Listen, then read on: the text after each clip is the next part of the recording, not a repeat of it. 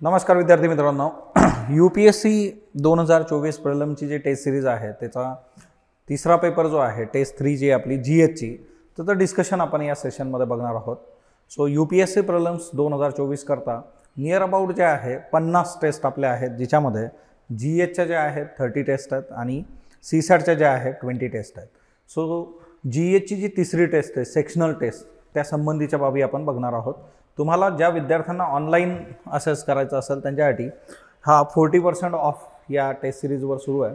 तर तुम्हाला आपल्या स्पॉटलाइट अकॅडमीच्या ॲपवर जे आहे या कोर्समध्ये इनरोल करता येईल. तुम्हाला याच्यामध्ये प्रॉपर एक्सप्लेनेशन्स पण जे आहे ते अवेलेबल करून दिले जातात आणि सायमल्टेनियसली त्याचे डिस्कशन्स जे आहेत ते पण आपण डील करतो. आपला जो पहिला प्रश्न आहे बघा, with reference to rights consider the following statements. Political rights give the citizen right to equality and to participate in political process. Economic rights give the right to enjoy the opportunity to earn one's own livelihood to fulfill their basic needs. दोन्ही statement बरोबर आहे. Political right जे आहे त्या political प्रोसेसमध्ये enrol करण्यासाठी जे आहे तुम्हाला हेल्प करतात आणि सायमल्टेनियसली इकॉनॉमिक राईट जे आहे ते right to enjoy the opportunities to live one's livelihood. जे काही रिसोर्सेस आहेत त्या रिसोर्सेसची जे आहेत तर ते रिलेटेड आहेत. त्याच्यामुळे दोन्ही स्टेटमेंट जे आहेत तर ते योग्य आहेत. पॉलिटिकल राईट, इकॉनॉमिक राईट जे आहे. सो दोन्ही स्टेटमेंट बरोबर आहे. उत्तर जे आहे तर ते 3 आहे बघायचं. Then with reference to John Rawls justice a thinking under veil of ignorance. आता वेल ऑफ इग्नोरन्स काय आहे आणि तिच्यामध्ये जॉन रॉलची जस्टिसची जी काही थेरी आहे ती काय आहे. उत्तर जे आहे याचं एक आहे बघा, position and status in society decided as per one's own interest जे आहे. आता एकंदर जे आहे ना की ह्या प्रोसेसमध्ये जे आहे एकंदर तुम्ही जर वेल ऑफ इग्नोरन्स समजून घ्यायचं म्हटलं तर वेल ऑफ इग्नोरन्स काय आहे. आता या केसमध्ये जे आहे वेल ऑफ इग्नोरन्स काय असतं. आता समजा ही व्यक्ती जी आहे ही डिसिजन मेकर म्हणून इथं तुम्हाला दिसते आहे. म्हणजे फॉर एक्झाम्पल गव्हर्नमेंट आहे, ब्युरोक्रेसी आहे की ते पॉलिसी बनवतात, रूल्स रेग्युलेशन ॲक्ट्स बनवतात. ते ज्यावेळेस पॉलिसी बनवतात तर त्यावेळेस जे आहे तुम्ही जर प्रत्येक व्यक्तीचा विचार केला, पर्सनल इंटरेस्टचा विचार केला तर ते खूप प्रॉपरली डील होणार नाही. कारण असं म्हटलं जातं की all people are biased by their situation.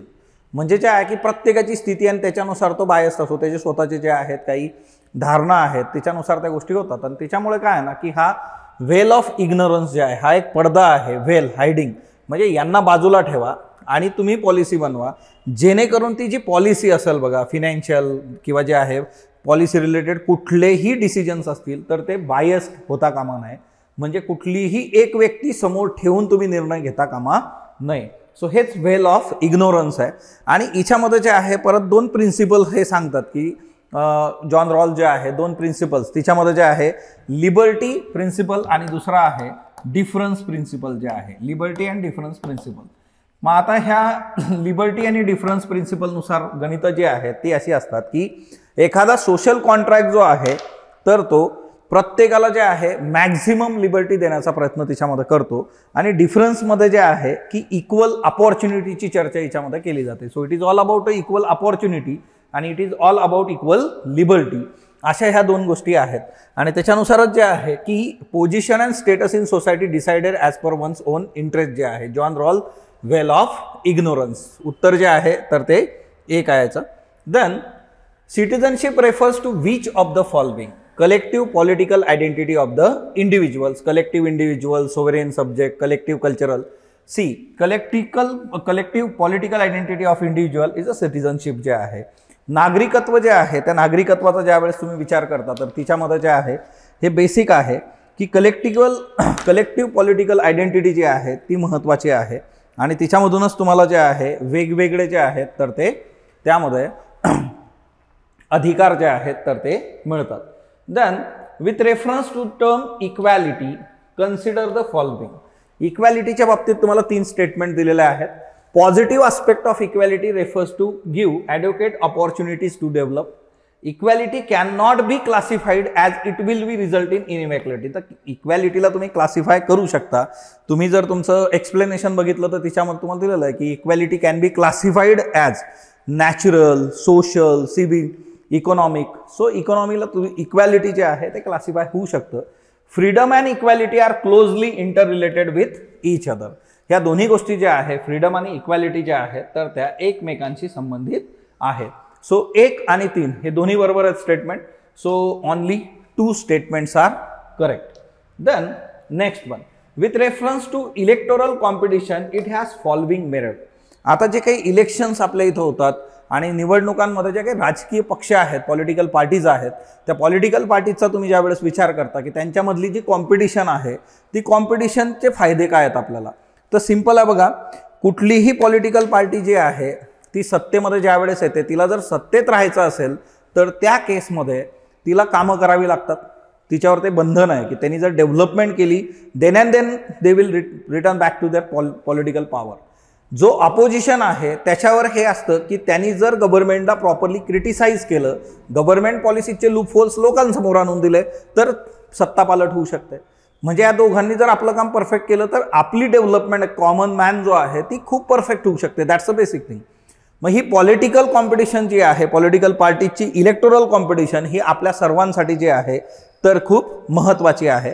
याच्यामधून जे आहे तुम्हाला आता बऱ्याचशा गोष्टी ज्या आहेत त्या डील होतात. आता इथं जो प्रश्न आहे की मेरिट्स कुठले, create a sense of disunity and disfactionalism, तर हे चुकीचं आहे.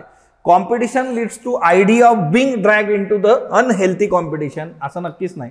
याच्यामधून काय आहे ना की बघा, इलेक्टोरल कॉम्पिटिशन ज्या आहेत त्याच्यामधून गोष्टी ज्या आहेत तर त्या तुम्हाला एक चांगला वोटर जो आहे तो एक चांगली चॉईस त्याला तिथं मिळू शकते त्या कॉम्पिटिशनमधून. दुसरी गोष्ट आहे की रिअल मोटिव्ह जे आहे पॉलिटिकल पार्टीचं ते समोर याच्यामधून येतं बघा. त्याच्यानंतर जे आहे की एकतर डिझायर आहे, त्यांना परत यायचं आहे.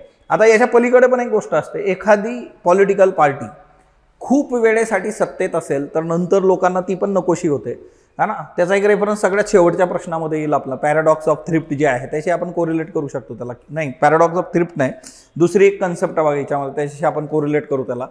जसं तेलंगणाच्या बाबतीत म्हटलं गेलं, त्या कन्सेप्टला काय म्हटलं जातं ते तुम्ही मला कमेंट बॉक्समध्ये सांगा, किंवा तुम्हाला ते माहीत आहे का. सो या दोन्ही गोष्टी चुकीच्या आहेत बघा. D. Next one, with reference to the electoral college of president.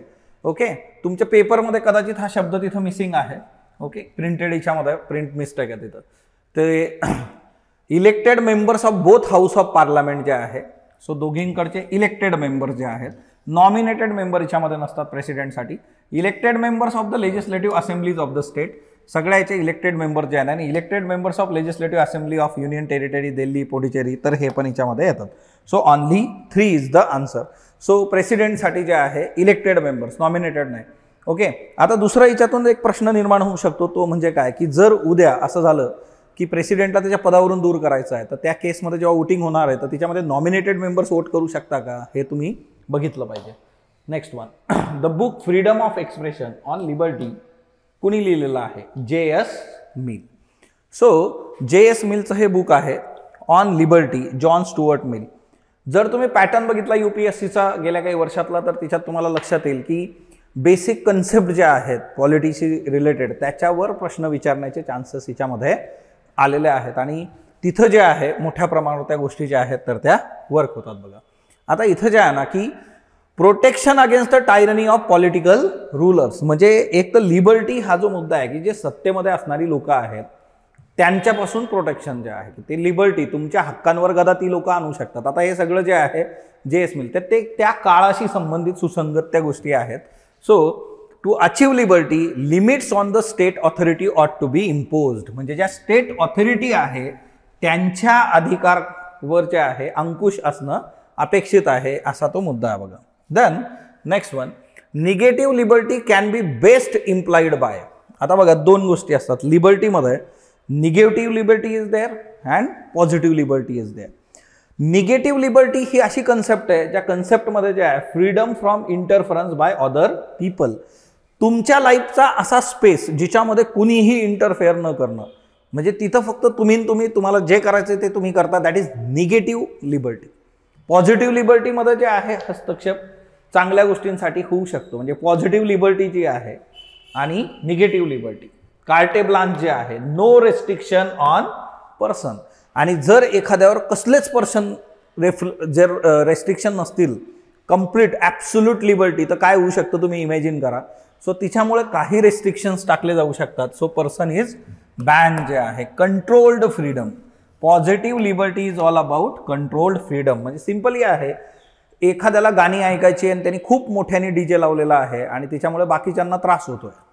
मग त्याच्यामध्ये अभ्यास करणारे असू शकतात, आजारी लोक असू शकतात, किंवा ज्याला काही प्रॉब्लेम नाही पण त्याला शांतता पाहिजे त्याला प्रॉब्लेम होऊ शकतो. सो निगेटिव्ह लिबर्टी अशी आहे, पण हा एक खूप मिनिमम स्पेस असतो की असं सर्वदूर ते वर्क होत नाही. सो तो एक कन्सर्न. पण निगेटिव्ह लिबर्टीमुळे ह्या गोष्टी ज्या आहेत, इतरांचं फ्रीडम जे आहे तर ते हॅम्पर होऊ शकतं. त्याच्यामुळे हे काय असतं की no restriction, person act as he please, त्याला जसं पाहिजे तसं. मिनिमाइज स्टेट इंटरव्हेन्शन याच्यामध्ये आहे. इंडिपेंडन्स हे कधी होतं, 18-19च्या शतकामधल्या याच्याशी हे कोरिलेट होतं बघा, निगेटिव्ह लिबर्टी. आजच्या डेटमध्ये जे आहे जी लिबर्टी आहे ती कशी आहे, तर ती जी आहे स्टेट इंटरव्हीन तिच्यामध्ये करू शकतं. सो तो कन्सर्न आहे. Then next one, with reference to the Marxist perspective of private ownership consider the following sets. आता आपल्याला जे आहे मार्क्सच्या याच्यानुसार जे आहे प्रायव्हेट जे काही कन्सेप्शन्स आहेत त्याचा जर विचार आपण केला तर त्या केसमध्ये जे आहे जी काही प्रायव्हेट प्रॉपर्टी आहे त्या प्रायव्हेट प्रॉपर्टीचा जेव्हा आपण विचार करतो तर त्या केसमध्ये गोष्टी कशा आहेत. दोन स्टेटमेंट तुमच्या समोर आहे. Private ownership resulted in a political power जे आहे and private ownership can be threat to democratic government जे आहे. सो दोन्ही स्टेटमेंट हे बरोबर आहे की एखाद्याकडे जर खूप जास्त पैसा, साधन, संपत्ती असेल तर तो जे आहे पॉलिटिकल पॉवरच्या जवळ जाऊ शकतो, ती पॉवर जे हातात घेऊ शकतो. त्याचं बेस्ट एक्झाम्पल डोनाल्ड ट्रम्प म्हणून तुम्ही बघू शकता. प्रचंड पैसा आहे आणि त्यांनी गोष्टी ज्या आहेत त्या तिकडे वर्क केल्या होत्या. सो एकंदर जे आहे की मग ऑइल असेल, लँड असेल, फॉरेस्ट असेल, तुमचे कशावर तुमचा जो कंट्रोल आहे त्यातून त्या गोष्टी ज्या आहेत तर त्या होणं हा तिच्यामध्ये एक महत्त्वाचा आस्पेक्ट येतो बघा. देन नेक्स्ट वन जे आहे यामध्ये पुढचा मुद्दा येतो बघा, under private property each tries to establish over the other an alien power so that there will find satisfaction of his own selfish need. दुसऱ्या याच्यावर आपण कंट्रोल करायचा प्रयत्न करतो प्रायव्हेट पॉवरच्या याच्यामध्ये. And the second one is the increase in quantity of objects is there for accompanied by the extension of realm of the alien powers to which man is subjected and every new product represent the new potentiality of the swingling. So overall याच्यामध्ये हा एक concern आहे. Then next one, special assistance in the form of affirmative action is expected too. Affirmative action जी आहे, affirmative action ही जी बाब असते बघा, तर positive discrimination जे आहे. अफर्मेटिव्ह ॲक्शन काय असते, it is all about a positive discrimination की जिच्यातून तुम्ही अपलिफ्ट करून इम्पॉवर करू शकता एखाद्याला. आणि दुसरी गोष्ट जी आहे की डिसएडव्हान्टेज ग्रुप जे आहेत त्याला जे आहे तुम्ही मूळ प्रवाहामध्ये आणू शकता. सो ही पॉझिटिव्ह डिस्क्रिमिनेशन आहे की जे विकर सेक्शन आहेत त्यांना घेऊन येणं. तर इथं जे आहे बघा, it is a time bound measure, overcome the existing disadvantage completely नाही. ते काय करतं की ते तुम्हाला लिफ्ट करून देतं, नंतर तुम्ही त्या मूळ प्रवाहात येणं अपेक्षित असतं. बरोबर.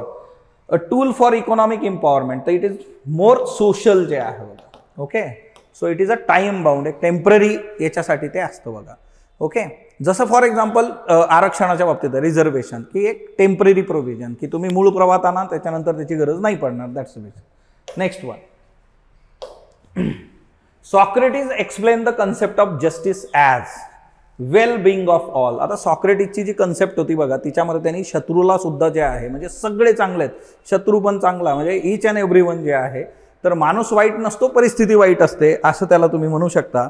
एनिमीजच्या बाबतीत मध्ये पण तो विचार केला होता. म्हणून it is well being of all आहे बघा. Then the principle of proportionate justice generally implies to. आता प्रपोर्शनेट जस्टिस जो आहे तर हे प्रकरण काय असतं की याच्यामध्ये काय केलं जातं बघा की rewarding people in proportion to scale and quality of their efforts. ज्यांनी जेवढे एफर्ट्स घेतलेले आहेत त्याच्यानुसार त्याला रिवॉर्ड तुम्ही देणं अपेक्षित असतं याच्यामध्ये. So reward differently on the basis of different job and effort जे आहे, ज्यांनी जेवढे कष्ट घेतले त्याच्यानुसार त्याला जे आहे तुम्ही रिवॉर्ड करणं जे आहे. With reference to the social justice consider the following statements. Social justice only. आता बघा जिथं जिथं असे शब्द असतात, social justice concern the just discrimination good service only, ह्या दोन्ही गोष्टी ज्या आहेत की social justice means law and policies treat individual in a fair manner or social justice concerns the just distribution of goods and services only. ह्या दोन्ही गोष्टी आहेत. सो इथं ऑनली शब्द असणं अपेक्षित नव्हतं. Constitution abolish the practice of untouchability is an example of social justice. हे बरोबर आहे. So only one is the answer. Okay. Only one is the answer. The next one, a just society, न्याय्य समाज जो आहे त्याच्याबद्दलची संकल्पना आणि हे स्टेटमेंट जे आहे ते डॉक्टर B.R. आंबेडकरांचं आहे. A just society is that society in which ascending sense of represent and descending sense of contempt is dissolve in to creation of a compassionate society. So basically जे आहे, it is all about a just society. Above mentioned statement is described by Dr. B.R. Ambedkar. Just सोसायटीच्या बाबतीतलं हे statement आहे. Just society किंवा न्याय्य समाज जो असतो बघा, तर अशी सोसायटी जिच्यामध्ये जे आहे society that respect the rights and liberties of its member. असा समाज जो आहे तो प्रत्येक समाज घटकाची जे आहे त्याचा रिस्पेक्ट करतो, त्याच्या स्वातंत्र्याचा आदर करतो असा समाज. आणि हा समाज जो आहे या 4 गोष्टींवर असतो. रॅशनॅलिटी, विवेकाधिष्ठित विचार, मॉरॅलिटी, नैतिकता, फेअरनेस, ट्रान्सपरन्सी तिथं असली पाहिजे, इक्वॅलिटी जे आहे समानता असली पाहिजे. या 4 गोष्टींवर जे आहे न्याय्य समाज जो आहे तो तुम्हाला मिळू शकतो. A simple discrimination of a free market will be free to compete for maximum benefit. आता बघा फ्री मार्केट जे असतं ना तिच्यामध्ये काय ना, फ्री मार्केट कॅपिटलिझमशी क्लोज आहे बघा हे सगळं. आणि हे जे फ्री मार्केट आहे या फ्री मार्केटमध्ये तुम्ही मॅक्झिमम किती बेनिफिट कमवू शकता तो कन्सर्न याच्यामध्ये येतो. की तिच्यामध्ये तुम्हाला जे आहे की फक्त प्रॉपर्टी ओन करणं, compete without any regulations or free to rewarded accordingly, ह्या आस्पेक्ट्समध्ये ते बसू शकतं. पण त्याचा ॲक्च्युअल मिनिंग जे आहे free to compete for maximum benefits, जास्तीत जास्त बेनिफिटसाठी तुम्ही कॉम्पीट करू शकता. हे जास्त समर्पक आहे तिच्यामध्ये.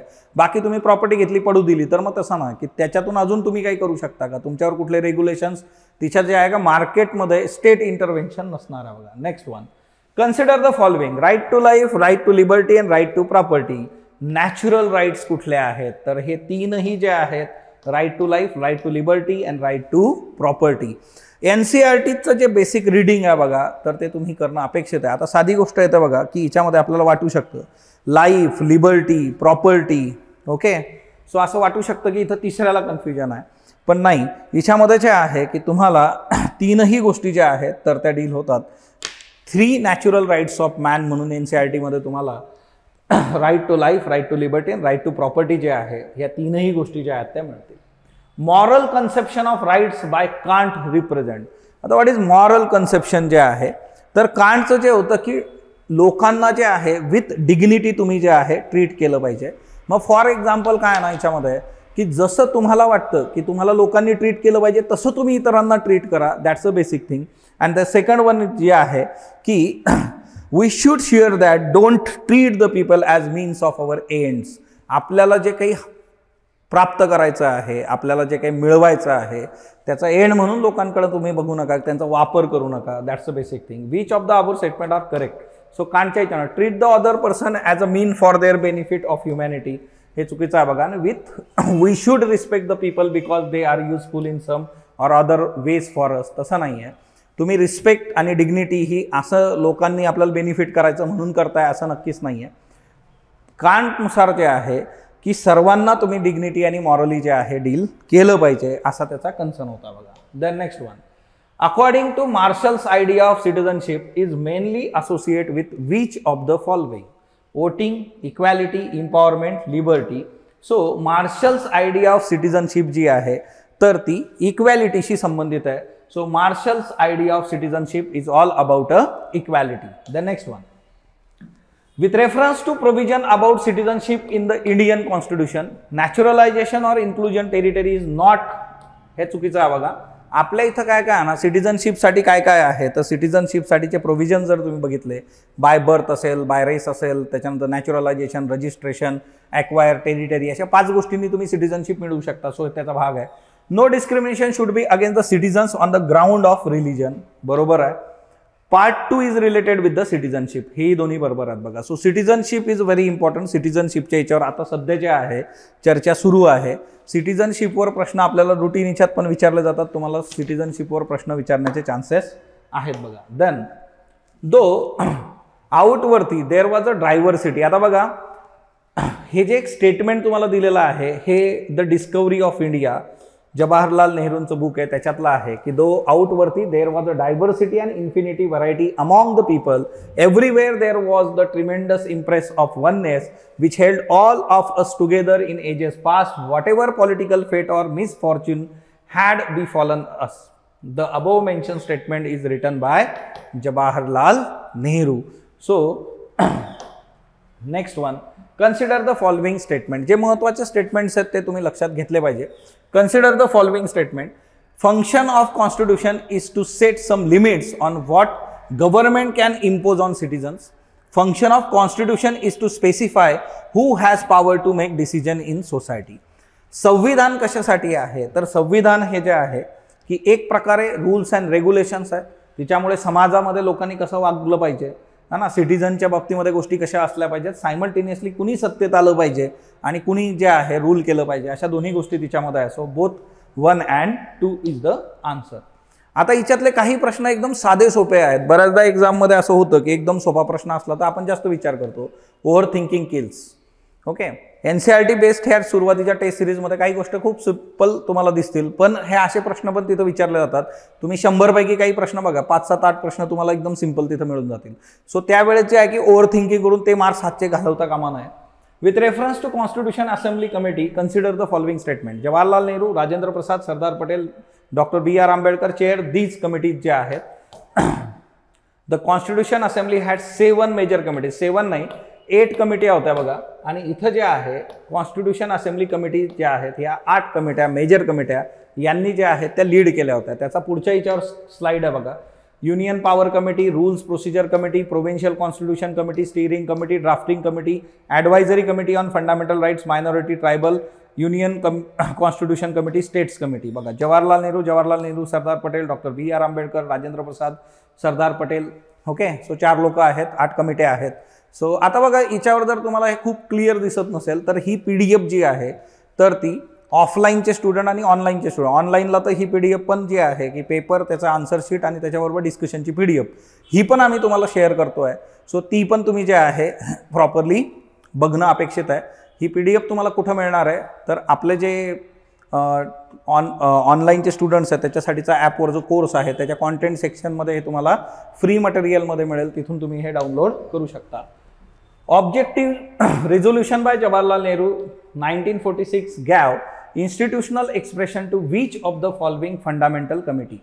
Equality, liberty, democracy, sovereignty and cosmopolitan identity. सगळ्या गोष्टी आहे बघा objective resolution.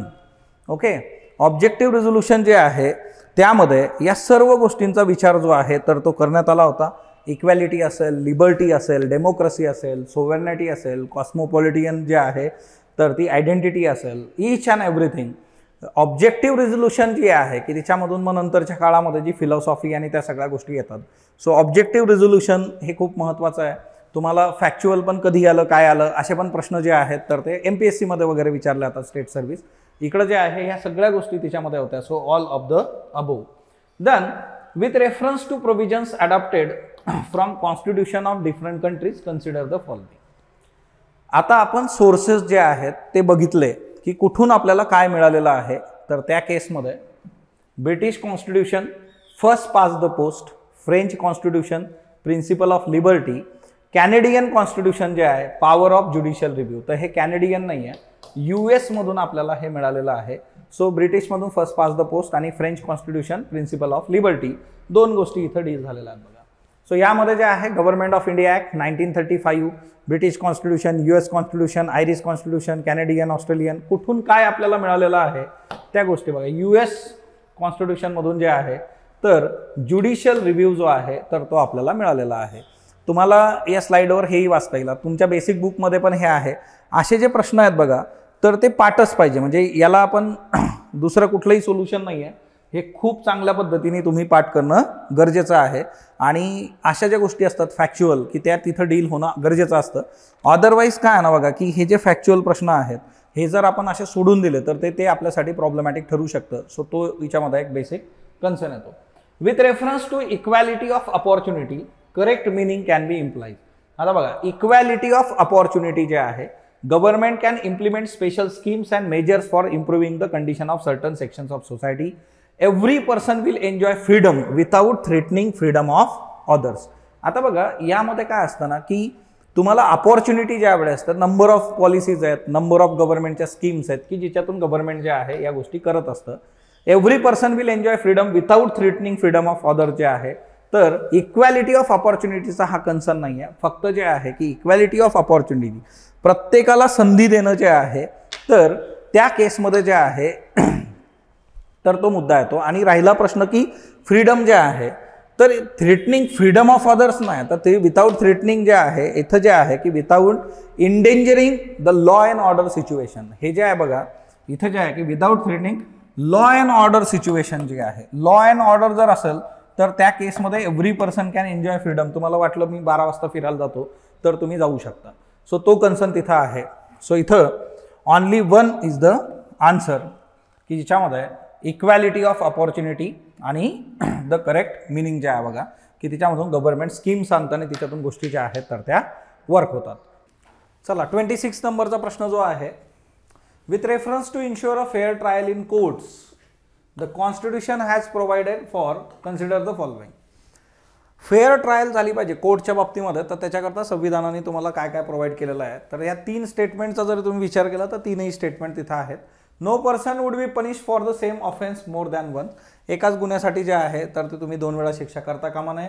No law shall declare any action as illegal from the backdate, बॅकडेटनी जे आहे एखाद्या लॉच्या बाबतीत. आता हिच्यामध्ये इश्यू असा येतो की सिव्हिल क्रिमिनलचा विषय आहे, परंतु हे तुम्हाला जे आहे NCERT मधला संदर्भ डिरेक्टली आहे बघा.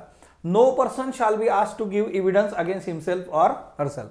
सो हे जे 3 गोष्टी आहेत या याच्यामध्ये वर्क होतात. आणि तसंही तुम्ही जर बघितलं तर क्रिमिनलच्या याच्यामध्ये हे स्टेटमेंट जे आहे ते वर्क होऊन जातं. So only 3 is the answer. NCERTचे हे रेफरन्सेस आहेत. तुम्हाला टेस्ट सिरीजसाठी जे बुकलेट दिलेलं आहे त्या बुकलेटमध्ये त्या NCERTचे रेफरन्स तिच्यामध्ये आहेत. सो ती एक बाब तुम्ही बघणं गरजेचं आहे बघा. आणि next one 27, the government can impose restriction on the practice of freedom of religion in order to protect which of the following. आता बघा article 25, 26, 27, 28.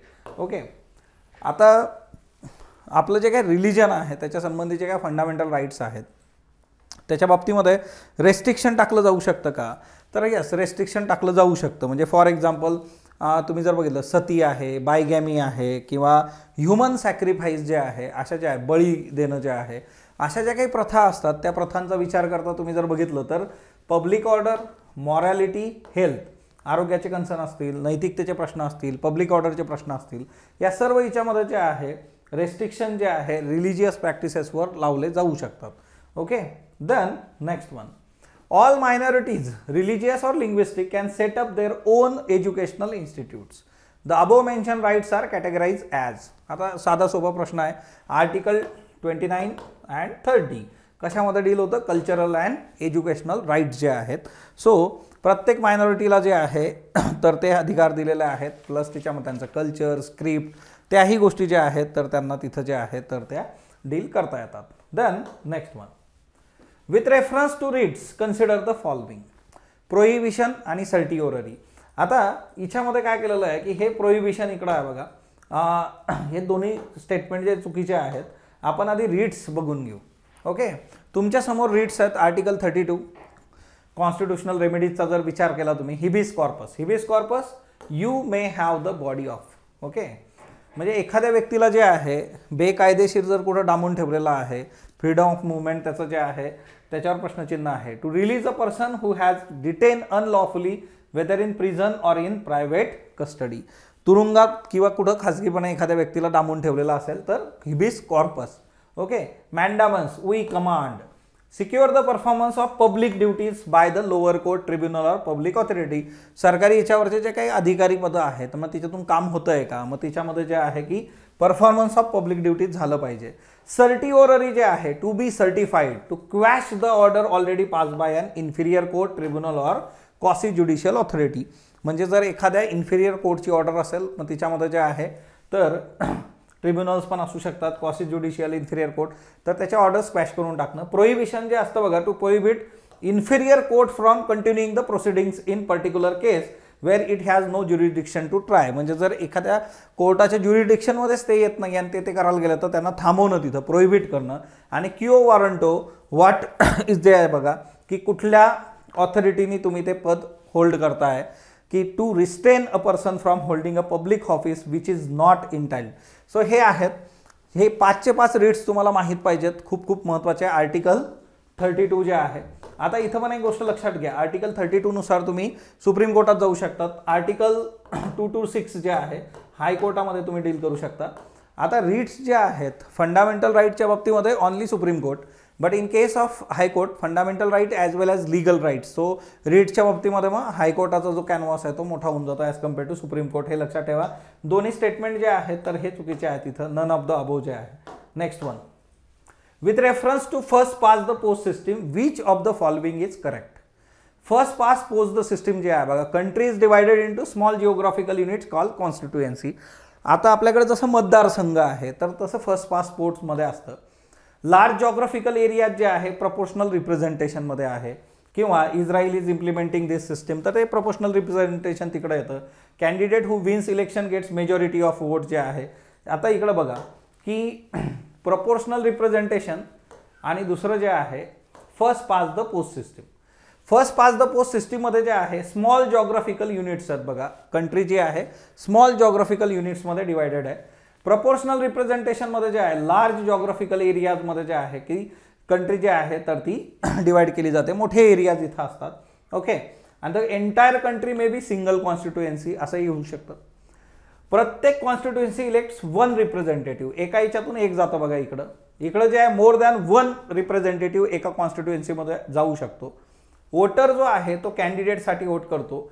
Party may get more seats than votes in a legislature, असं होऊ शकतं. मतदान कमी पण जास्त seat मिळाले असंही होता येतं त्याच्यात. इथं जे आहे इकडं जो काही वोटर असतो प्रपोर्शनल रिप्रेझेंटेशनमध्ये तो पॉलिटिकल पार्टीसाठी वोट करतो. Candidate who wins election may not gate majority of it. आता याच्यामध्ये काय असतं 50%. आता हे इथं टायपिंगचं हे आहे बघा, 50% + 1 म्हणजे निम्म्यापेक्षा एक जरी जास्त मिळालं तर ते इथं डील होतं. Every party gets seats in legislature in proportion to the percentage of votes that it gets. So प्रत्येक every party gets seats in legislature in proportion to the percentage of votes that it gets. मग आता कसं असतं ना की एखाद्या पक्षाला जे काही मतं मिळालेले आहेत त्याच्यानुसार त्यांना तिथं सीट्स ॲलोकेट होतात प्रोपोर्शनल रिप्रेझेंटेशनमध्ये. बरं, फर्स्ट पास पोस्ट कुठं आहे? भारतामध्ये आहे, UK आहे, आणि हे प्रोपोर्शनल रिप्रेझेंटेशन इस्रायल, नेदरलँड इथं आहे. सो एवढा सिनॅरिओ तुमच्या समोर असला क्लिअर तर याच्यावरून तुमचं उत्तर कधी चुकणार नाही. सो नेक्स्ट प्रश्न बघूया. Consider the following statements. In contrast to centrally plan economy, in market economy all economic activities are organised through the market. In market system all goods or services come with the price which is mutually agreed upon by the buyers and sellers at which the exchange takes place. दोन्ही statement जे आहेत तर ते याच्यामध्ये योग्य आहेत बघा. या दोन्ही याच्यामध्ये जे आहे की मार्केट इकॉनॉमी आणि त्याच्यामधलं लिबरलायझेशन आणि त्याच्यामध्ये रेस्ट्रिक्शन्स नसणं, असे दोन्ही स्टेटमेंट जे आहेत हे क्लिअर आहेत बघा. Next one, the law of diminishing marginal utility. Okay, the law of diminishing marginal utility हे प्रकरण काय आहे तर ॲक्च्युली जे असतं बघा की याच्यामध्ये काय आहे ना, हा कन्सेप्ट असा आहे, एकतर तुम्ही जे आहे ना की आता हे जर 4 ग्लास तुमच्या समोर दिलेले आहेत, सिम्पली जे आहे ना की तुम्हाला समजा पायनॅपल ज्यूस खूप आवडतं, तुम्ही 1 ग्लास पायनॅपल ज्यूस पिलात, परत दुसरं तुम्हाला दिलं, दुसरा ग्लास पिलात, परत तिसरं दिलं. हळूहळू काय होईल ना की त्याची जी टेस्ट किंवा त्याच्याशी रिलेटेड ज्या बाबी आहेत की तुम्हाला जो फील होता तो कमी कमी कमी कमी होत जातो बघा. म्हणजे किंवा तुम्ही आईस्क्रीम खायला गेलात, तुम्ही ना 1 स्कूप खाल्ला असेल, 2 खाल्लेत, तुम्ही जर खूप आईस्क्रीम खायला लागलात तर तिच्यातून काय होऊ शकतं, खूप प्रॉब्लेम्स तुम्हाला होऊ शकतात की तुम्हाला नंतर सेन्सेशनच जातं तुमचं. म्हणजे सर्दी होईल तो भाग वेगळा, पण त्याची ॲक्च्युली जी चव होती त्या सगळ्या गोष्टी जातात किंवा ते फील होता सुरुवातीचा तो राहत नाही. असा हा मुद्दा आहे. Law of diminishing the marginal utility जे आहे, म्हणजे पहिला फर्स्ट ग्लास ऑफ ज्यूस जे आहे तुम्ही जर सॅटिस्फॅक्शन देऊ शकतं. Okay, second glass of juice जे असेल त्याच्यापेक्षा कमी राहील बघा. म्हणजे एकदम एखादी गोष्ट मिळाली तर तुम्हाला भारी वाटू शकतं. म्हणजे मॅकडीमध्ये पहिल्यांदा तुम्ही गेलेला आहात, तुम्हाला खूप भारी वाटलं. KFCमध्ये पहिल्यांदा गेलात, परत गेलात तर तो जो सॅटिस्फॅक्शनचा हे आहे तो कमी कमी कमी कमी होत जातो. That's a basic thing. Constant consumption जे आहे, stage will come when you will not need any more juice, this means the marginal utility has reached zero. एक स्टेज असेल की नको मला हे नको आहे, म्हणजे त्या पॉईंट नंतर जे आहे force to consume more juice it will lead to disutility. जास्तीचं तुम्हाला दिलं तर त्याला काय पॉईंट राहणार नाही, तिच्यामधून सॅटिस्फॅक्शन तुम्हाला मिळणार नाही आहे, असा हा कन्सेप्ट आहे. आणि याच्याशी रिलेटेड ही पण एक कन्सेप्ट तुम्हाला येते बघा की law of diminishing returns. At some point more of the same stops paying off जे आहे, म्हणजे बघा की एक व्यक्ती जे आहे तर ती इथं ब्रॉथ करते किंवा हलवते, समजा ज्यूस बनतोय, तिच्यात तुम्ही अजून एक व्यक्ती आणली त्याला जे आहे हेल्प करू शकते, पण एवढ्या लोकांना तुम्ही जर उचलून घेऊन आला इथं तर त्या केसमध्ये जे आहे केऑस होऊन जाईल बघा. Okay, so adding another cook is not helping like it's use to.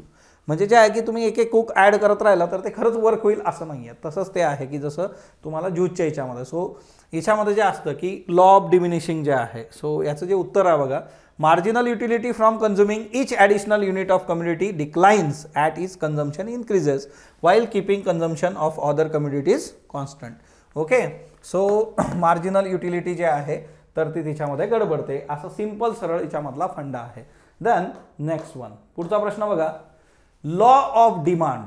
Okay, law of demand जे आहे ही कन्सेप्ट काय असतं बघा. लॉ ऑफ डिमांड जर तुम्ही बघितलं तर यामध्ये कसं आहे ना, क्वांटिटी आणि किंमत जी आहे या दोघांचं रिलेशन आहे बघा. तर याच्यामध्ये काय असतं ना की तुम्ही सिंपली जर बघितलं की आता हा पॉईंट आहे बघा इथं की किंमत वाढली. ओके, किंमत वाढली तर डिमांड काय होऊन जाईल, कमी होऊन जाणार, क्वांटिटी जी आहे. सो एक असा पॉईंट असेल की तिच्यात किंमत आणि क्वांटिटी जे आहे जसं जसं जसं जसं किंमत कमी होत जाते तशी तशी क्वांटिटी वाढत जाते. लॉ ऑफ डिमांड जे आहे.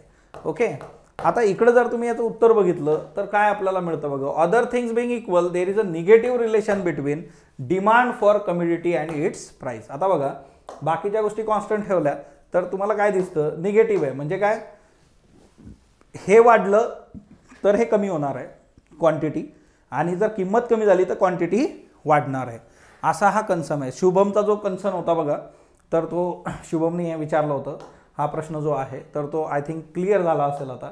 सो आन्सर जे आहे तर ते की बाकीच्या गोष्टी सोडा, पण ह्या दोघींमध्ये काय असेल की demand for commodity and its price.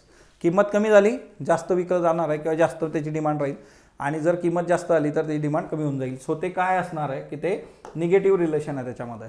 Okay, the next one 34 नंबरचा प्रश्न आहे बघा. तर आता एक तर इथं सिंपल जे आहे इन्कम इफेक्ट जो आहे तो stronger than substitution effect. The demand for good will be positively related to its price, such good is called as Giffen good जे आहे. आता इथं काय असतं ना की इन्कम इफेक्ट जो असतो तो स्ट्रॉंगर असतो रॅदर दॅन सबस्टिट्यूशन, आणि demand for the good will positively related to its price जे आहे. म्हणजे याच्यामध्ये काय होतं ना की जिफेन गुड जे आहेत तर इथं काय असतं की demand increases as price increases. किंमत वाढली की डिमांड वाढते बघा, दॅट इज जिफेन गुड्स. आणि किंमत कमी झाली त्याची जी डिमांड कमी होते कधी, किंमत कमी झाल्यावर. सो अपवर्ड स्लोपिंग डिमांड असते. इन्फेरियर गुड जे असतात बघा तर त्या ज्या आहे की ज्यांना इझिली सबस्टिट्यूट मिळत नाही त्या याच्यामध्ये येतात. मग अशा कुठल्या आहेत तर म्हणजे फॉर एक्झाम्पल बटाटा आहे बघा. ओके, तो पोटॅटो जे आहे आयर्लंडच्या बाबतीमध्ये आहे किंवा चायनामध्ये राईस आहे बघा. इन्कम इफेक्ट जो असतो बघा तो डॉमिनेट करतो इथं सबस्टिट्यूशन इफेक्टला जे आहे. सो कारण याला जे आहे इन्फिरियर गुडला सबस्टिट्यूट्स प्रॉपर नसतं. म्हणजे बटाट्याचं सबस्टिट्यूट काय असणार आहे ना, बटाट्याच्या जागी तुम्ही थोडी दुसरं काही रताळ वापरणार आहे, that's a basic thing. Okay, higher price means people can't buy better goods जे आहेत. So no substitutes available, so demand for the inferior goods goes up, है ना. सो इथं जे आहे त्याची किंमत वाढली की जाते. रेअर आहे बघा फिनॉमिना, पण हे वर्क होतं. So answer is Giffen goods. Then next one, there are some goods the demand for which move in a opposite direction of income of the consumer, such goods are called as inferior goods. आणि हेच जे आहे अपोजिटच्या ऐवजी routine याच्यामध्ये त्याच बाजूने गेलं तर ते सुपेरियर होईल. मग इन्फेरियर गुड जे आहे बघा, inferior good is a type of good whose demand declines when income rises. म्हणजे असं जे आहे ना की ज्याच्यामध्ये काय होतं की इन्फेरियर गुड जो आहे, म्हणजे आता इथं जे आहे इथं आता तुम्हाला इथं दिसतंय की नाही, जवार फ्लोर जो आहे म्हणजे आपल्या ज्वारीचा पीठ आणि इकडं जे आहे व्हीट फ्लोअर जे आहे, गव्हाचं पीठ आणि ज्वारीचं पीठ अशा दोन गोष्टी जर असतील तर इन्कम वाढलं तर गव्हाच्या पिठाकडे कल जाऊ शकतो रॅदर दॅन ज्वारीचं पीठ, असं ते आहे. आणि त्यामुळे जे आहे की इथं जे आहे की demand of inferior good is inversely related to income of the consumer. कन्झ्युमरचं इन्कम वाढलं की तो काय करतो, त्या गोष्टी बाजूला ठेवून दुसऱ्या गोष्टींकडे जे आहे त्याचा कल वाढतो. सो त्या पद्धतीने याला तुम्ही बघू शकता. Next one, substitute products. आता त्या तुम्हाला पर्यायांमध्ये सबस्टिट्यूट प्रोडक्ट पण आहे. सबस्टिट्यूट नावातच आहे बघा, एकाच्या जागी त्याला प्रॉपरली दुसऱ्याने सबस्टिट्यूट केलं पाहिजे. जसं आपल्याला तिकडं जिफेन गुडच्या बाबतीमध्ये सबस्टिट्यूट तितकं सहजासहजी मिळत नाही. इथं सबस्टिट्यूट जे आहे, फॉर एक्झाम्पल कोका कोला आहे, कोका कोलाच्या जागी तुम्ही पेप्सी पिऊ शकता का. तुम्ही हॉटेलमध्ये गेलात, हॉटेलमध्ये तुम्ही डिमांड केलं की मला कोल्ड ड्रिंक पाहिजे, तुम्ही त्याला विचारलं की थम्सअप आहे का, तो म्हटला की नाही थम्सअप नाही, आमच्याकडे पेप्सी आहे, तर तुम्ही म्हणता ठीक आहे पेप्सी द्या. त्याला सबस्टिट्यूट गुड जे आहे. किंवा तुम्ही मॅकडीमध्ये जाऊन बर्गर खाता किंवा इकडे बर्गर किंगचे प्रोडक्ट आहे. सो हे जे आहेत हे सबस्टिट्यूट असतात बघा. आता कॉम्प्लिमेंटरी गुड्स आणि सबस्टिट्यूट गुड्स याचा जर तुम्ही विचार केला तर सबस्टिट्यूट गुड्स जे असतात ना, तर हे जे आहे की एकाच्या जागी दुसरं दिलं तर ते सॅटिस्फाय करू शकतं नीडला, हा ना. टी अँड कॉफी पण आहे बघा, चहा घ्याल का कॉफी घ्याल, चहा नाही आहे कॉफी आहे, कॉफी नाही आहे चहा आहे, तर होऊन जाईल वर्क. ओके. आता याच्यामध्ये काय असतं ना की price of one community increases then demand for is substitute will increase. Simple आहे, एखाद्याची जर किंमत इथं वाढली तर त्याच्या सबस्टिट्यूटची डिमांड वाढू शकते, कारण मग ते परवडत नाही आहे, पण त्याच लेवलला दुसरं जे सबस्टिट्यूट आहे ते आपल्या नीड फुलफिल करत आहे, सो त्याची डिमांड वाढून जाते. When the price of one community decreases then the demand of its substitute will also decrease. कमी झालं तर दुसऱ्याची पण डिमांड कमी होऊन जाईल, कारण जो मूळ चहा पिणारा आहे तो मग चहाकडे जाईल. एखादा कॉफी पिणारा आहे की कॉफीचे रेट खूप वाढले तर तो चहाकडे शिफ्ट होऊ शकतो, जेव्हा कमी होऊन जातील तेव्हा तो तिकडे जाईल. That's a basic. Then complementary goods असतात बघा. ह्या कॉम्प्लिमेंटरी गुड्स जे असतात ते jointly required to satisfy the particular want. म्हणजे फॉर एक्झाम्पल कॉम्प्लिमेंटरी जे असतं तर ते जॉईंटली रिक्वायर्ड असतं. Jointly required in the sense जे आहे ना की म्हणजे फॉर एक्झाम्पल सिम्पली जे आहे की पेन दे बरं तो. आता हा पेन आहे बघा, हा ना, हा पेन आहे. ह्या पेनच्या बाबतीमध्ये मध्ये जे आहे इंक आहे, याच्यामध्ये इंक पेन आहे हा. ओके. सो हा पेन कधी वर्क होईल, जेव्हा याच्यामध्ये इंक असणार आहे तेव्हा. सो पेन अँड इंक जे आहे, तर तुम्हाला जे आहे दोन्ही गोष्टी लागणार आहे, इंक अँड पेन, तरच तुमची रिक्वायरमेंट सॅटिस्फाय होऊ शकते. In case of complementary goods जे आहे, when price of one community falls then the demand of its complementary will rise. तर याच्यामध्ये असं असतं की एकाची किंमत कमी झाली तर त्याच्या कॉम्प्लिमेंटरी याची किंमत वाढते. म्हणजे in case of complementary goods price of one community increases then demand of is complementary will decrease जे आहे, असं ते होऊन जातं. म्हणजे फॉर एक्झाम्पल एखाद्याची किंमत खूपच वाढली पेनाची, तर मग शाई विकत घेतील का लोक, नाही घेणार. मग किंमत खूपच वाढलेली आहे तर ते किंमत कमी होऊन जाईल बघा त्याची, असं ते आहे बघा. ओके. सो ह्या दोन गोष्टी लक्षात ठेवा. त्याच्यानंतर नेक्स्ट वन जे आहे सुपेरियर गुड्स कसे असतात बघा, की higher demand with increase in income of person. इन्फेरियरच्या उलट आहे. इन्फेरियरमध्ये कसं होतं नाही, गव्हाचं पीठ आणि ज्वारीचं पीठ, इन्कम वाढलं गव्हाच्या पीठामागे पडाले, दॅट इज म्हणते. इथं जे इन्कम वाढलं याची डिमांड पण वाढते. आणि हे जे असतात बघा, लॉ ऑफ डिमांड जो आहे त्याला अपोज करतो. हे higher price means lower demand, but in this goods higher price increases the demand. आता बघा लॉ ऑफ डिमांडवर पण एक प्रश्न विचारलेला होता की किंमत वाढली कम्युनिटीज कमी होऊन जातील, किंमत कमी झाली कम्युनिटीज जास्त होतील, हा ना, त्याला अपोज करतो बघा हे. सो तुम्ही जर हे डिस्कशन्स प्रॉपरली डील केलेत, 50 टेस्ट आपल्या आहेत आणि ही तिसरी टेस्ट आहे, अशा पद्धतीने सगळे डिस्कशन्स आपण जर बघितलं तर तुमची economy, polity, history, geography near about जे आहे ना, तर तुम्ही इमॅजिन पण करणार नाही की 50% वर सिलेबस तर असंच तुमचं इथं होऊन जाईल बघा. सो रिव्हिजन जे आहे ते. If tea and sugar are considered as a complementary goods. आता बघा मागचं जे एक्सप्लेनेशन होतं कॉम्प्लिमेंटरी गुड्सचं, increase in the price of sugar will likely to decrease the demand for its tea. Okay. एकाच्या याच्यामध्ये एकाची किंमत वाढली दुसऱ्याची डिमांड कमी होते, that's a basic thing. Increase the price of sugar likely to decrease the demand for tea, कारण rate वाढून जातील. 2 नंबर जे आहे बघा. Next one, if tea and coffee considered as a substitute goods then. आता बघा सबस्टिट्यूट गुड्सचा पण एक वरती एक्सप्लेनेशन दिलं, तर इथं सबस्टिट्यूट गुड्सचा रेफरन्स आहे. If the price of coffee increases the consumption of tea is likely to go up. कारण जे आहे हे काय आहे, सबस्टिट्यूट आहे, एकामेकाच्या जागी ते नीड्स सॅटिस्फाय करतात समोरच्याला जे आहे. त्याच्यामुळे चहाचा भाव वाढला तर कॉफीकडे कल वाढू शकतो, कॉफीचा वाढला चहाकडे वाढू शकतो. 2 नंबर जे आहे. Next one, With respect to consider the following statements, the market demand curve represents the demand of all consumers in the market and the demand for normal good increases with the increase in the consumers income. Okay, normal good इथं वरती जे होतं बघा, आपण आता याचा जो reference बघितला गव्हाच्या आणि ज्वारीच्या फ्लोअरचा जो आहे, तर तिथं हा शब्द होता नॉर्मल गुड जे आहे बघा इथं, है ना, हे बघा व्हीट फ्लोअर नॉर्मल गुड जे आहे, किंमत वाढली व्हीट फ्लोअरकडे तुम्ही आलात, so that is the normal good, हा रेफरन्स तिच्यामध्ये होता बघा. सो एकंदर हा जो प्रश्न आहे या प्रश्नामध्ये हा रेफरन्स विचारलेला आहे तुम्हाला नॉर्मल गुडच्या बाबतीमध्ये जे आहे बघा. ओके, सो दोन्ही स्टेटमेंट जे आहेत तर योग्य आहेत, हे मार्केट डिमांड कर्व आणि हे जे आहे बघा 1 and 2 जे आहे. Okay, then a perfectly competitive market will have which of the following definite features. आता market consist of large number of buyers and sellers. Perfectly competitive market म्हणजे ज्याच्यामध्ये खऱ्या अर्थाने जे आहे प्रॉपर स्पर्धा जी आहे असं जे मार्केट आहे त्याच्यामध्ये काय काय फीचर्स असू शकतात, तर यामध्ये जे आहे हे सगळे फीचर जे आहेत या पद्धतीने असतात. ओव्हरऑल याच्यामध्ये जे आहे ना की the market consist of a large number of buyers and sellers. Each firm produces and sells the homogeneous product जे आहे, सारखेच products of one firm are can not differentiated from the product of any other firm. म्हणजे सगळे गुळ बनवताय, सगळ्यांनी गुळ बनवा, म्हणजे ज्याचा बेस्ट असेल तो विकला जाईल बघा, हा ना. Entry in to market as well as exit from the market are free for firms आणि information is perfect. All of the above perfectly competitive मार्केटचे फीचर्स आहेत बघा. Then with reference to normal profit, what is normal profit of an existing business, it is the best reflected which of the following. 4 statement आहेत. Normal profit हे काय असतं ना की असं प्रॉफिट, एक मिनिमम प्रॉफिट की ज्यामध्ये तुमची जी फर्म आहे ती त्या बिझनेसमध्ये टिकून राहते.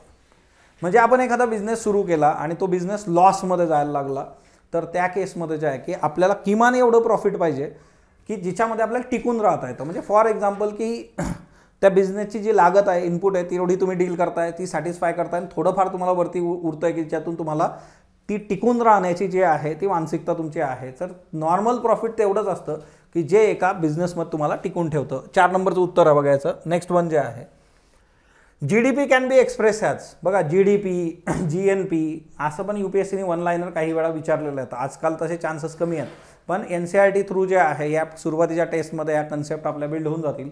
It is the market value of all final goods and services produce within the domestic territory of a country measure in a year. सोपा प्रश्न आहे, उत्तर ए आहे. Then 42. Consider the following statement. CPI include the prices of goods consume by representative consumers, है ना. हे काय consumer price index आहे बघा. Hence it includes price of imported goods जे आहे. The goods purchase by consumers do not represent all the goods which are produce in a country. GDP deflector takes into account all such goods and services. दोन्ही बरोबर आहे.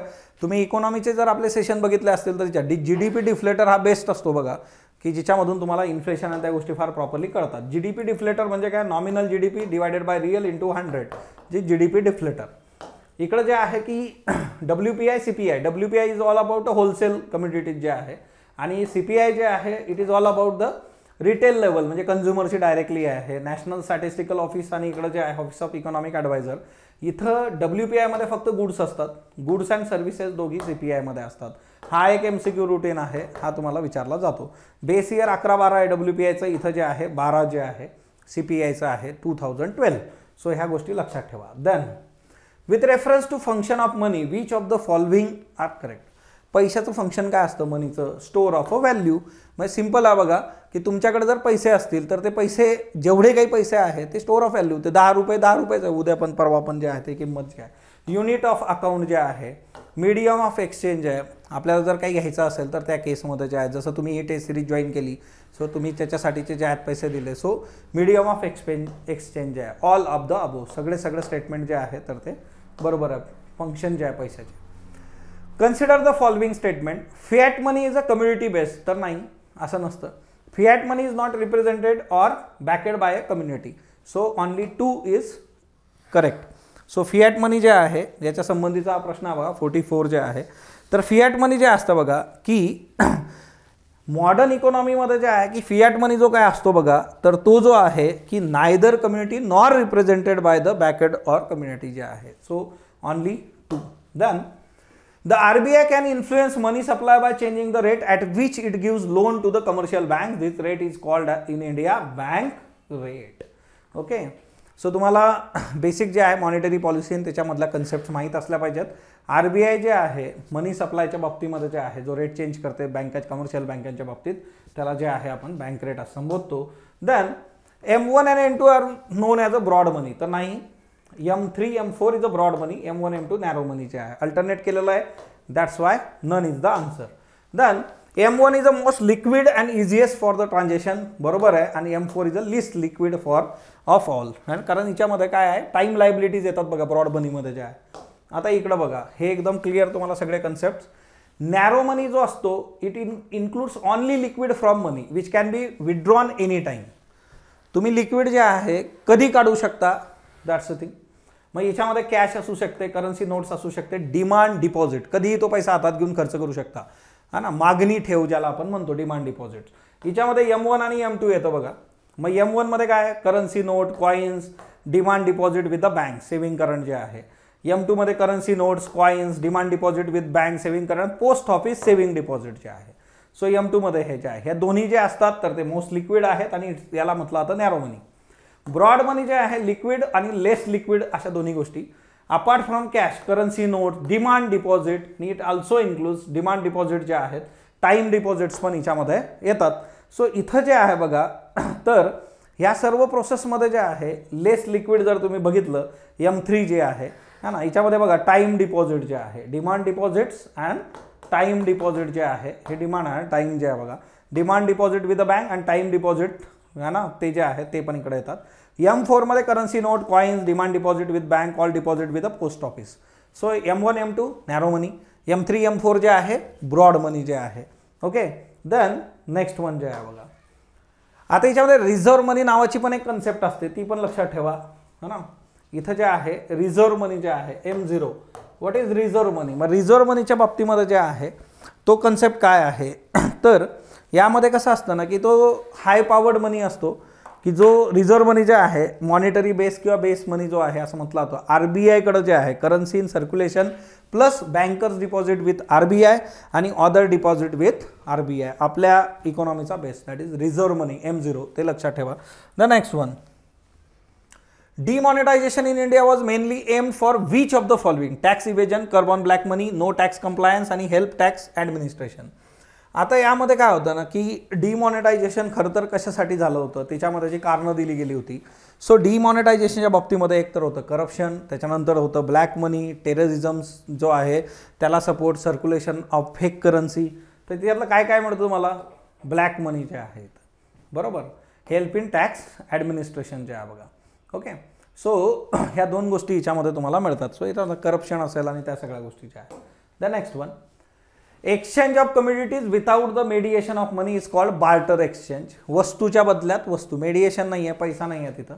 Barter exchange has advantage of double coincident of wants. तर असं नाही होत, फक्त जे आहे बघा बार्टर एक्सचेंज. आता इथं जे आहे वस्तूच्या बदल्यात वस्तूच्या आहे बघा. ओके, वस्तूच्या बदल्यात we only barter. Okay, so बार्टरच्या बाबतीमध्ये ते येतं. बार्टर सिस्टीम जी असते ना की lack of double coincident of wants जे आहे ते याच्यामध्ये येतं. म्हणजे सिम्पली जे आहे बघा की आता कसं असतं ना की पैसा जो असतो मीडियम ऑफ एक्सचेंज, तर तो पैसा जर असला त्याच्यातून पाहिजे ती गोष्ट होऊ शकते. पण याच्यामध्ये कसं असतं की डबल कोइन्सिडन्स जे आहे की मला जे हवं आहे ते समोरच्याकडे असेलच आणि त्याला त्याच वस्तूच्या बदल्यात ते डील होईल, असं ते होत नाही. हा सगळ्यात मोठा याचा प्रॉब्लेम आहे. Then with reference to paradox of thrift it states that. आता बघा पॅराडॉक्स ऑफ थ्रिफ्ट हे प्रकरण काय आहे? As people become more thrifty they end of saving less or same as before. आता हे गणित काय, याला पॅराडॉक्स ऑफ थ्रिफ्ट काय म्हटलं? थ्रिफ्ट की कमी कंजूसपणा किंवा कमी ह्या गोष्टी करणं, आणि पॅराडॉक्स हे प्रकरण काय बघा हे समजून घेऊयात आपण. आता तुमच्या समोर जे आहे मॅप पण आहे पॅराडॉक्स थ्रिफ्टचा. आता ज्या वेळेस लोकांना स्वतःच्या भविष्याची चिंता सतवायला लागते की पैशाचा इन्कम, समजा इकॉनॉमीमध्ये काही इश्यूज असतील किंवा असं वाटतंय की भविष्याची चिंता आहे, आपण काय करतो? सेव्हिंग वाढवतो आपलं. आता आपण सेव्हिंग वाढवतो म्हटल्यानंतर काय होतं की ज्या वेळेस सेव्हिंग वाढवतो, आता साधी गोष्ट आहे, माझ्याकडं 100 रुपये आहेत आणि माझी सेव्हिंग समजा 10 रुपये आहे. नंतर मला माझ्या भविष्याची चिंता आहे समोर, म्हणून मी काय केलं की मी 20 रुपये सेव्ह करायला लागलो, म्हणजे सुरुवातीला मी 90 रुपये खर्च करत होतो, आता मी 80 रुपये खर्च करणार आहे. म्हणजे काय होतं ना की कन्झम्पशन जे आहे ते लेस झालं. म्हणजे जे 10 रुपये मी आधी एक्स्ट्रा खर्च करत होते मी कमी करून टाकले, 90च्या जागी 80च खर्च करतोय. याचा अर्थ इकॉनॉमीला चालना मिळणार आहे का, तर नक्कीच नाही. इकॉनॉमीमध्ये जे आहे कन्झम्पशन कमी होऊन जातं सेव्हिंगच्या चक्करमध्ये, आणि कन्झम्पशन कमी झालं म्हटल्यानंतर जे आहे की इकॉनॉमीमध्ये जे आहे ज्या काही वस्तू सेवा निर्माण होत आहेत त्याचा कस्टमर कमी होऊन जातो, आणि एकीकडे मग इकॉनॉमीला घरघर लागायला सुरुवात होते. जेव्हा इकॉनॉमी गडगडायला लागते तर ऑब्वियसली तुमच्या इन्कमवर त्याचा अफेक्ट होतो आणि तुमचं सेव्हिंग अजून कमी होऊन जातं किंवा अजून वर्स्ट सिच्युएशनमध्ये जाऊ शकतं. त्यालाच पॅराडॉक्स ऑफ थ्रिफ्ट म्हटलं जातं. म्हणजे एका व्यक्तीने इंडिव्हिज्युअल लेवलला जो सेव्हिंगचा विचार केलेला आहे तो त्या देशाच्या इकॉनॉमीला हॅम्पर करू शकतो, असं ते गणित आहे बघा. So their attempt to save more, household have cause in contraction output and thus income, they ends up consuming less but they have not saved any more. असं हे आहे paradox of thrift. So thank you all of you. भेटूयात next लेक्चरमध्ये, आणि जे काही तुम्ही taste सोडवता आहेत properly explanation as well as video, अशा दोन्ही गोष्टी नीट बघा. या व्हिडिओच्या ज्या काही ह्या सगळ्या स्लाइड्स आहेत की ज्याच्यावर हे एक्स्ट्राचे इनपुट्स तुम्हाला दिलेले आहेत, हे आपल्या स्पॉटलाईट अकॅडमीच्या ॲपवर तुम्हाला UPSC 2024 प्रिलिम टेस्ट सिरीजच्या कोर्समध्ये कॉन्टेंट सेक्शनमध्ये दिलेले आहेत की जे तिथं फ्री ऑफ कॉस्ट आहेत. तर तिथून तुम्ही ते घेऊ शकता, त्या गोष्टी बघू शकता, जेणेकरून तुम्हाला जे आहे गोष्टी अजून चांगल्या पद्धतीने डील होतील. So thank you all of you. Best of luck.